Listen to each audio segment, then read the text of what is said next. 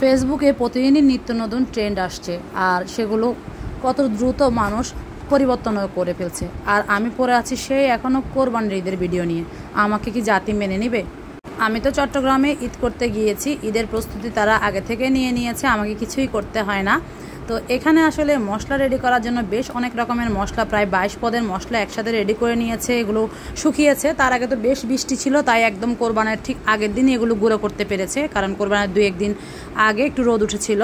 তারপরে চালের গুঁড়া করে নিয়েছে প্রায় 25 থেকে 30 কেজি চালের, আর সেগুলো দিয়ে এখন এই যে পিঠা বানানো শুরু হয়ে গিয়েছে। প্রায় 10 থেকে 15 কেজি চাল আর আটা মিলিয়ে এখানে রুটি বানানো হচ্ছে। আমাদের এভাবেই সবসময় বানানো হয়। একটা সময় আরও বেশি বানানো হতো গ্রামের বাড়িতে যখন ছিলাম বা আব্বা আম্মা যখন ছিলেন, কিন্তু এখন তো আর সেটা নেই। তারপরও আমরা সেই ঐতিহ্যটা ধরে রেখেছি, ভাই বোন সবাই মিলে এটা করছি। তো সবাই রুটি বানাচ্ছে, আমিও হাতে হাতে একটু বানিয়ে বাইরে চলে গিয়েছিলাম, আমার একটু কাজ ছিল। তারপরে আসার পথে দেখলাম নিচে গরুগুলো দাঁড়িয়ে আছে, অপেক্ষা করছে আগামীকালই তো তাদের শেষ দিন, আল্লাহর পথে কোরবানি হয়ে যাবে আলহামদুলিল্লাহ। আর এটা হচ্ছে ঈদের দিন সকালে আমার 2 ছেলে রেডি হয়ে মসজিদ থেকে নামাজ পড়ে এসেছে। এটা হচ্ছে নামাজ পড়ে আসার পরের ভিডিও। যাওয়ার সময় খুব তাড়াহুড়া ছিল, যেহেতু কোরবানির ঈদের নামাজটা অনেক দ্রুত হয়, 7টার মধ্যেই চলে যেতে হয়, আর রাতেও খুব দেরি করে ঘুমানো হয়েছে, তাই তাদেরকে রেডি করে পাঠিয়ে দিয়েছি। আর নামাজ থেকে আসার পরে একটু ছোট্ট ক্লিপ নিয়ে নিলাম। আর এটা হচ্ছে যে মশলাগুলো কালকে দেখিয়েছি আপনাদেরকে, আস্তে আস্তে সেগুলো গুঁড়া করে ঠান্ডা করে এখন ভাগ করে নেওয়া হচ্ছে, কারণ আমরা সবাই একসাথে মশলাগুলো করি ভাই বোন সবাই মিলে, আর সেগুলো পরবর্তীতে চাচি ভাগ ভাগ করে দেয় যার যতটুকু আর কি। আর এদিকে রান্নার জন্য মাংস নিয়ে এসেছে, প্রথম পাতিলে যে রান্নাটা হবে সেই মাংসগুলো। তো মোটামুটি 30 কেজি মাংস প্রথম দিনে আমাদের রান্না করা হয়, যেহেতু আমরা সব ভাই বোন একসাথে কোরবানি দিই। এরপরে বাকি মাংস যার যারগুলো তাকে সেভাবে করে দিয়ে দেওয়া হয়, মানে যেগুলো যাদেরকে দেওয়ার আর কি।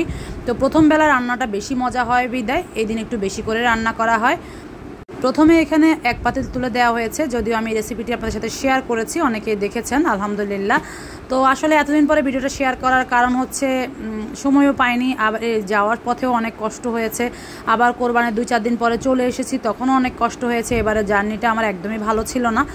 তারপরে আবার আমি যেদিন এসেছি তারপর দিন থেকে আমার বাসায় মেহমান ছিল, যার কারণে ব্যস্ততার কারণে এই ভিডিও আর এডিট করা হয়নি, শেয়ারও করা হয়নি। তো এদিকে বড়াপাই রান্নাটা করছে। আমাদের কোরবানির ঈদে আম্মা মারা যাওয়ার পর থেকে প্রতি কোরবানির মাংসটাই বড়াপা রান্না করে, আর আমরা শুধু চেয়ে চেয়ে দেখি, হয়তো কিছুটা সাহায্য করে সবাই মিলে, আমার আবার কিছুই করতে হয় না। এদিকে গত রাতে যে রুটিগুলো বানিয়েছে সেগুলো আবার নতুন করে আজকে বানানো হবে। আগের দিন বানিয়ে রাখা হয়, কারণ আগের দিন না বানিয়ে রাখলে এত রুটি তো আর ঈদের দিন বানানো সম্ভব নয়। আগের দিন রাতেই, এটা কিন্তু আমাদের ঐতিহ্য বলতে পারেন একদম। সব সময় আমার ছোটোবেলা থেকে দেখে আসছি, কোরবানির আগের রাতে এভাবে করে আমাদের অনেক বেশি চালের রুটি বানানো হয়। আর পরের দিনে যে আবার ফ্রেশ চালের রুটি বানানো হচ্ছে, কারণ আমার ভাইয়া একদম শুধু চালের রুটি খায়, আমিও অনেকটা সেরকমই, মানে আটা ময়দা মিক্স করা রুটিটা আমরা খাই না, শুধু চালের রুটি দিয়ে গরম গরম গরুর মাংসের প্রথম রান্নাটা খেতে কী যে মজা, এটা আমরা প্রতি বছরই ফিল করি।